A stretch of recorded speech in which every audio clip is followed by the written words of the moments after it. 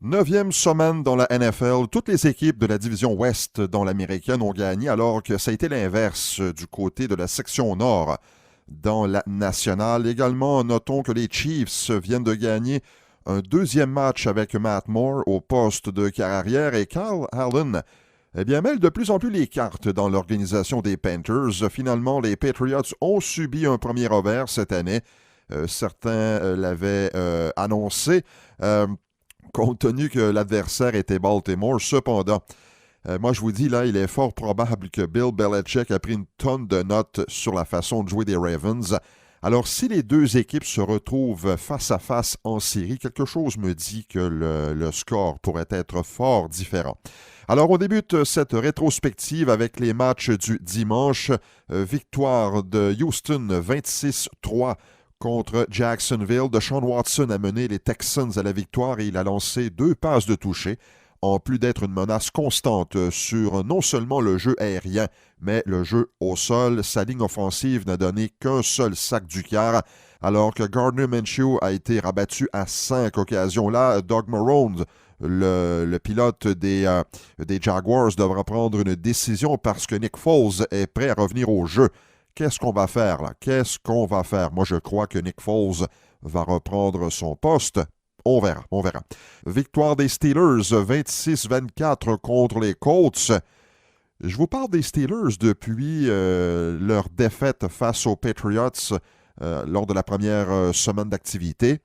Et je vous dis, faites attention, c'est une équipe qui a quand même beaucoup de ressources, même si Ben Roethlisberger n'est plus là et que Antonio Brown a été échangé et que Le'Veon Bell n'est plus là non plus. On a encore beaucoup d'orgueil. Alors, Jacoby Brissett a été blessé lors du match et c'est Brian Hoyer qui a lancé 3 passes de toucher pour les Colts, mais les Steelers ont gagné le match. La défensive des Steelers a fait le travail avec 5 sacs du quart et Minkah Fitzpatrick a retourné une interception sur une distance de 96 verges jusque dans la zone payante. Et oui, les Steelers jouent pour 500, 4 victoires, 4 défaites et ils ont encore plusieurs matchs dans leur propre division. Il n'y a rien de gagné dans la section nord de l'américaine, même si les Ravens vont très bien. Victoire des Eagles 22-14 contre les Bears. Les Eagles ont gardé le ballon plus de 40 minutes. Mais Carson Wentz a été victime de 4 sacs du quart. David Montgomery a rendu là, les choses intéressantes pour les Bears avec 2 touchés en deuxième demi, mais la troupe de Doug Peterson s'est sauvée avec la victoire. Gain de Miami, 26-18 contre les Jets. Écoutez bien, là, l'entraîneur-chef des Jets, Adam Gase, a eu une drôle de réaction suite à la défaite contre Miami. Il a dit que ce n'est pas une situation gênante. Bon, c'est lui qui le dit. Les Dolphins, qui n'ont pas vraiment de pouvoir offensif, ont inscrit tout de même 21 points au deuxième quart. Ça, c'est gênant. Victoire des Chiefs 26-23 contre les Vikings. Si les Chiefs maintiennent le cap et prennent part aux éliminatoires, ils devront dire un gros merci à Matt Moore.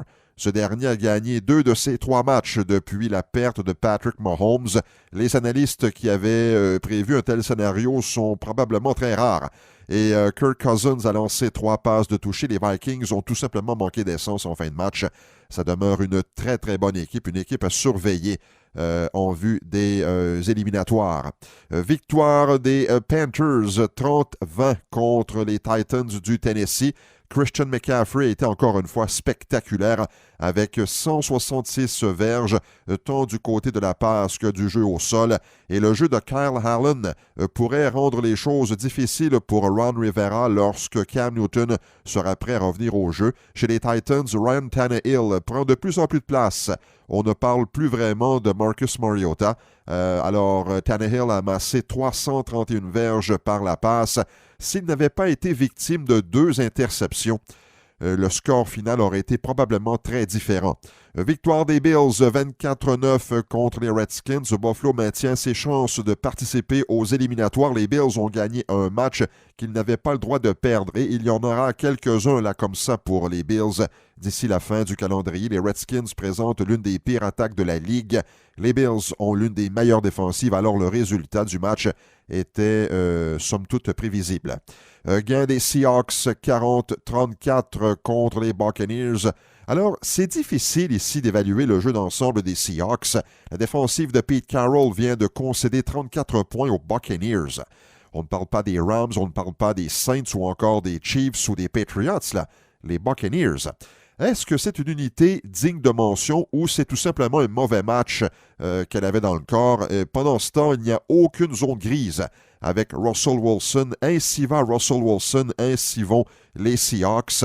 Le quart arrière des Seahawks est clairement dans la lutte pour le titre de joueur le plus utile. Gain des Raiders 31-24 contre les Lions de Détroit. Josh Jacobs a continué son excellent travail avec 120 verges au sol et la recrue a ajouté 2 majeurs. Les Raiders restent à la portée des Chiefs dans la division ouest de la conférence américaine. Ils sont 2 matchs derrière. Dans la défaite, Matthew Stafford a terminé le match avec 406 verges de gain aérien. Gain des Chargers 26-11 contre les Packers. Vous voulez un exemple qu'une défensive peut faire des ravages? Aaron Rodgers n'avait que 61 verges de gain aérien au milieu du 4e quart. Alors la défensive des Chargers a été étincelante.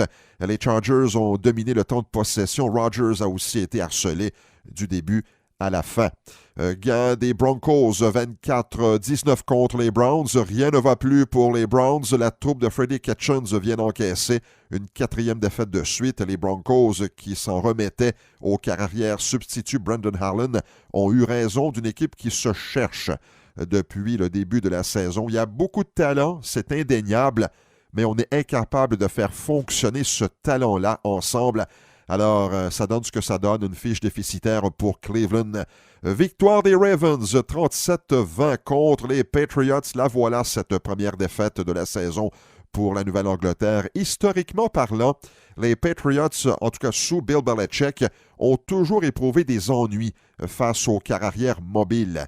Et l'histoire s'est répétée dimanche face à Lamar Jackson.